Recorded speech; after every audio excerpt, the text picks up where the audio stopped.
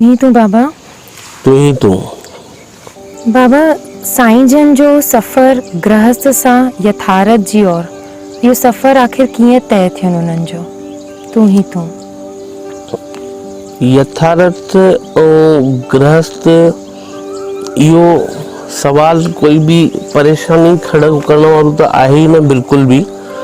यथार्थ में असां पहुची सघंदा आहियूं गृहस्थ में रही करे ऐं पहाड़नि ते तप करण ही सब कुछ न थींदो आहे। असां संसार जे विच में रही पंहिंजे परिवार जे विच में रही ऐं उन में पंहिंजी शांति बरक़रार रखे करे भी असां यथार्थ हासिल करे सघंदा आहियूं। ऐं साईं जन त हाँ उन्हनि खे भी शुरूअ में परेशानियूं आयूं हुयूं, ज़रूर किथे किथे कुछ प्रेमी भी दूर थिया हुया ऐं कुछ परिवार वारा भी दूर थिया हा, पर जीअं जीअं साईं जन जी यथार्थ वाणी निकिरंदी वई तीअं तीअं माण्हू उन्हनि जे क़रीब थींदा विया। ऐं कोई कठिन कम कोन्हे, गृहस्थ में रही करे भी असां सब कुछ पाए सघूं था। ऐं जेको गृहस्थ खां परे थी करे पाइण जी कोशिश कंदो, सभिनि खां पहिरियों गलत कर्म तो वो इहो ई करे छॾींदो कि उन में अहंकार ईंदो। अगर थोड़ो भी वो धार्मिक थियो, थोड़ो भी उन में ज्ञान आयो तो उन में अहंकार त भरजी भरजी करे अची वेंदो। त साईं जन खे त असां सभिनी सुञातो आहे, ॾिठो भी आहे, उन्हनि जी दिनचर्या भी ॾिठी आहे असां कि वो हिकदम सरल हुया, तो उन्हनि खे कोई भी कठिनाई न थियनि। हाँ ज़रूर शुरूअ जा 10 साल उन्हनि ईअं बितायूं कि शास्त्रनि जो ज्ञान हुयो, उन्हनि खे शास्त्र पढ़ी करे अॻिते वधिया, उन्हनि जो बेस मजबूत थियो। पर मूंखे यादि अचे थो जेतिरो समय मां साईं जन सां गॾु बितायो आहे, 2002 में साईं जन जो पंहिंजो यथार्थ ज्ञान निकितो ऐं उन खां पोइ उन्हनि जी जेकी देववाणी निकिती, उन्हनि जो अंदरां अनुभव निकितो, त उन सां त सभु वाक़िफ़ आहिनि कि उन्हनि जे अंदरां छा पातोसीं असां ऐं उन्हनि असांखे छा सेखारियो हुयो। हो हिकदम सरल थी चुका है तेसि ताईं ऐं बिल्कुलु दुनियादारी त उन्हनि खे यादि ई न हुई। दुनियादारी असां निभायूं ज़रूर, पर उन्हनि जो जेको ज्ञान हुयो पूरो प्राकृतिक हुयो ऐं प्रकृति सां उहो अहिड़ो जुड़ियल हुया, उन्हनि प्रकृति सां प्रेम कयो कि उन्हनि खे उहा प्रकृति अंत समय ताईं कमाई ऐं उन्हनि पातो ई उहो जेको उन्हनि प्रकृति सां प्रेम कयो, बिल्कुलु हमेशा ताईं उहो ई गॾु रहंदो, अंत समय भी उहो ई कम आहिनि। तू ही तू तू ही तू बाबा ॾाढा गुरु प्रेमी साईं जन जे समीप थिया। उन साईं जन जो अनुभव हुयो, उन जे अकॉर्डिंग भी बाबा ने सभिनि खे इहे शइ सम्झायनि।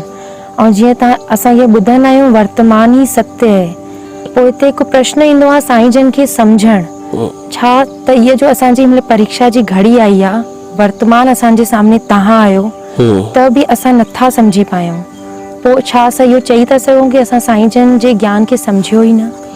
बिल्कुलु इहा 100% सत्य ॻाल्हि आहे कि जंहिं अगरि शरीर सां प्रेम कयो, हुन काया सां प्रेम कयो, उहो त कॾहिं भी मूंसां जुड़ी ही न सघंदो ऐं जेॾीमहिल जुड़ंदो थी सघंदो आहे तेसि ताईं देरि थी चुकी हुजे। ऐं जंहिं उन्हनि जे यथार्थ ज्ञान सां प्रेम कयो हूंदो त उहे सम्झी सघंदा कि जोत उहा ई आहे, शरीर बदिलियो आहे, ॿियो कुझु भी न बदिलियो आहे, सभु कुझु उहो ई आहे।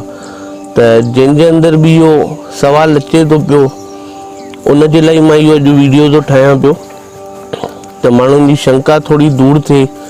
उन खां पोइ भी अगरि उन्हनि जे अंदरां उहो प्रेम नथो निकिरी सघे तो वो पंहिंजी मर्ज़ी जा मालिक पाण आहिनि। असांखे जेको कमु साईं जन ॾिनो आहे, जेकी ज़िमेदारी असांखे साईं जन ॾिनी आहे, असां त उन ते ही पंहिंजो जीवन बरक़रार कंदासीं। असांखे पोइते निहारणो ई कोन्हे। ऐं सभिनी खां वॾी सलाह त मां हिकिड़ी सभिनि खे इहा ॾेई छॾियां कि मूंसां न कंहिंसां बि अगरि प्रेम कयो था पिया त उन जी शिकिल सूरत सां प्रेम न कयो, उन जी काया सां प्रेम न कयो। जेको उन जे अंदरां यथार्थ ज्ञान निकिरे थो पियो, तव्हां उनखे ॿुधो, उनखे सम्झो त तव्हांखे ज़रूरु महसूसु थींदो कि सभु उहो ई आहे, शरीर बदिलियो आहे, बाक़ी ॿियो कुझु बि कोन्हे, तू ही तू। बाबा जोत वही आहे, प्रेम भी वही आहे, सिर्फ़ु काया में बदलाव आयो आहे। त हिते हिकु प्रश्न उथे थो कि साईं जन त हीअं न कंदा हुया, हे साईं जन ईअं था करनि, साईं जन त प्रचार न कंदा हुया, हे साईं जन प्रचार था करनि, त हिन जे पीछे आख़िर कारण छा आहे? तू ही तू। मां जेको सुञातो आहे साईं जन खे ॾाढो घटि समय ई मां ज़रूरु उन्हनि जो पुट रूप में उन्हनि सां गॾु हुयुमि, ऐं थी सघे थो कि मां हे 35 साल जी उमिरि उन्हनि सां गॾु मां गुज़ारी आहे, त मां न उन्हनि जो कॾहिं ज्ञान ॿुधियो हुयो, न कॾहिं उन्हनि जे सत्संग ते वियो हुउमि। मां पूरी तरह सां संसार सां जुड़ियल हुयुमि, पर हिकिड़ी चइबी आहे न कि श्रद्धा खटाईंदी आहे, त उहा श्रद्धा त कॾहिं बि मुंहिंजी पीउ वारी रही न हुई, उहा त मां हमेशह गुरु रूप में ई रखी हुई। साईं जन खे गुरु मञी हलियो हुयो कि इहे ई असांजा कर्ता धर्ता आहिनि, ऐं मां जेतिरो साईं जन खे सुञातो, मां भली उन्हनि सां गॾु वधीक टाइम न रहियुमि, पर उन्हनि जो जेको बि मां थोरो घणो समय वरितो, त उन में बसि मां हिकिड़ो ई चयन करे पायुमि कि माण्हुनि त ॿुधिया आहिनि कि हे पैगंबर थी गुज़रिया आहिनि, कबीरदास, रविदास, गुरु नानक, जीजस, इहे सभु पैगंबर थी गुज़रिया आहिनि, पर मां त चवंदो आहियां, मां ॿुधण ते विश्वास नथो कयां, मां त साक्षात ॾिठो आहे ऐं पाण सां गॾु ॾिठो आहे उहो पैगंबर। मां बसि एतिरो ई सुञातो आहे साईं जन खे कि उहे सच्चा पैगंबर हुया। त मुंहिंजो प्रचार करण जो मतिलबु इहो न आहे कि मूंखे हुन मां कोई बि लाभ खपे, मूंखे हुन मां कोई बि लाभ न खपे, पर जेको साईं जन असांखे ज्ञान ॾिनऊं, जेको असांखे साईं जन ॿुधायूं, त उहे हितां जा माण्हू त सम्झण खां रहिया, उन्हनि मां त उमेद बि घटि आहे। फिर बि मुंहिंजी कोशिशि रहंदी कि उन्हनि जो ज्ञान सभु ॼणा सम्झी सघनि, पर नथा सम्झी सघनि त उन्हनि में उनजो बि ॾोह कोन्हे। थी सघंदो आहे कि उन्हनि उहा श्रद्धा साईं जन में रखी न हुजऊं, विश्वास रखियो हुजऊं। जेके विश्वास रखी करे ईंदा, उहे चमत्कार जी चाहत रखंदा। गुरु कोई बि चमत्कार न कंदो आहे। सभिनि खां वॾो सत्य त इहो ई अथव, गुरु कोई बि चमत्कार न कंदो आहे। को कहिड़ो टाइम अहिड़ो थी गुज़रंदो आहे कि गुरुअ जे मुख मां कोई वाणी निकिती त उहा तव्हां सभिनी लाइ चमत्कार थी लॻंदी आहे।